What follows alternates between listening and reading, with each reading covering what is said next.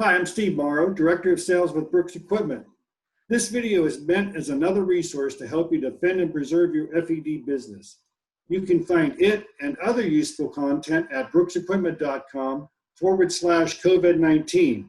With me today is Josh Borem. Josh owns Borem Fire Protection located in Florida. Thanks for coming on with me, Josh. Thanks for having me on. I'm glad to be here, Steve. Yeah, it's good to have you.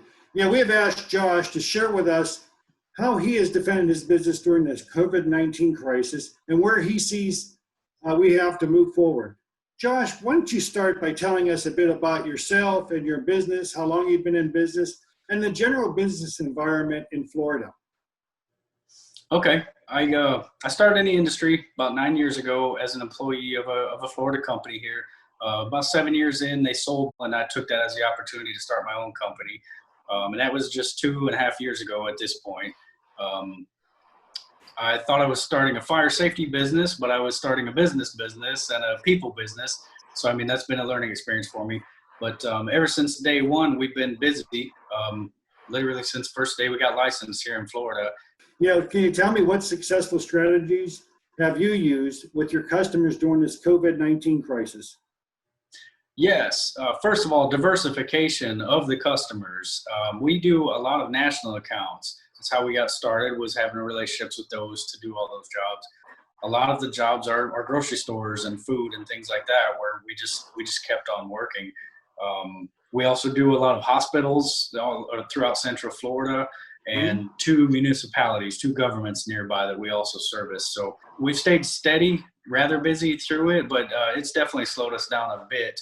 I just really feel for the people that haven't done the diversification that we have. Aside from that, we try to be safe and clean, which helps, of course, with us and with dealing with this virus, and it makes our customers very comfortable. When you walk in the door, introduce yourself and say, "Would you show me to a sink so I can wash my hands before I get started?" So let me ask you, what processes or protocols did you have to create to adapt to this new business environment? Good question. The cleanliness issue is a big thing. We have strongly encourage our technicians to wash their hands much more than they used to, especially at the beginning of each job, end of each job. We have them wipe down steering wheels and door handles and things they commonly touch in the vans or their tools and things like that. We use rolling carts to do the job, so we have them wipe those down. I know you don't have a crystal ball, none of us do, but what do you predict will be the lasting effects of the crisis on the fire and life safety industry? I predict it'll be nothing. I predict this will be a thing that we all learn from and look back as kind of a fluke in history. So I believe the next time something like this comes up, it'll be handled a little better, a little faster. Josh, in what ways did this crisis push you to rely more heavily on technology? We just rely on it a lot more heavily for communicating, whether it's with our technicians or customers.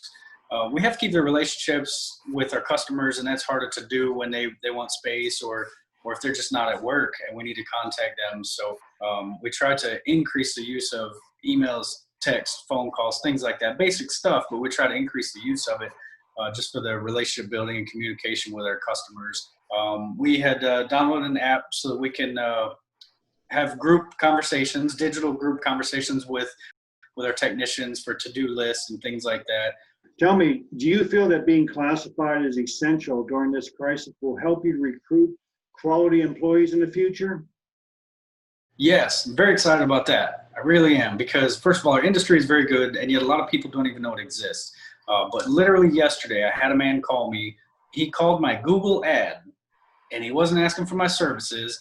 He was calling me to get advice on the industry. He had an application out with another company unrelated to me, and he called me because he's in the city I'm in, and he just wanted advice on the industry.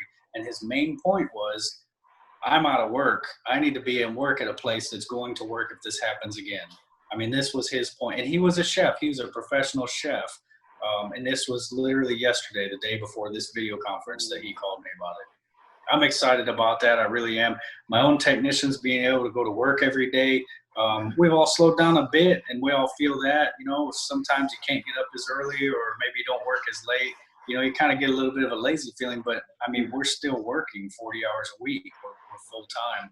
So my current team, love them like family, and it means a lot to me that they can keep working instead of being required, basically to have to just stay home and deal with trying to get unemployment or whatever other benefits they're trying to get. That's neat, because that leads right into my next question. What are a few things next-gen leaders like yourself need to be focused on to keep the fire and life safety industry strong? My biggest thing is quality of work. Read the books, learn the things, train the young guys that are new to the industry. It needs to be people having pride in what they do, people that care about these fire systems that work. Sometimes a fire extinguisher is so old that maybe it's wise to not do the service. Just replace it with new. My 3 technicians that work with me every day, I'm the 4th one. They have an average of about 1.5 years of experience doing what we do, portables and kitchen systems. And each one of these guys, I'll gladly put them head to head with a 10-year veteran that are not doing leak tests or not doing gas valves or not doing pool stations. It's just about doing honest work and caring about what you do.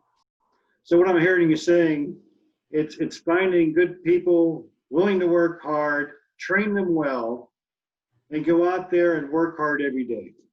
Absolutely. It sounds so simple. I feel like I should have a more sophisticated answer, but really that's how we've done well for 2.5 years. Well, that's impressive. Josh, thank you again for your time. We wish you the best. To everyone listening out there, we thank you and hope you found this video interview helpful. If you have any ideas you think would be helpful to other FEDs, please email them to covid19@brooksequipment.com.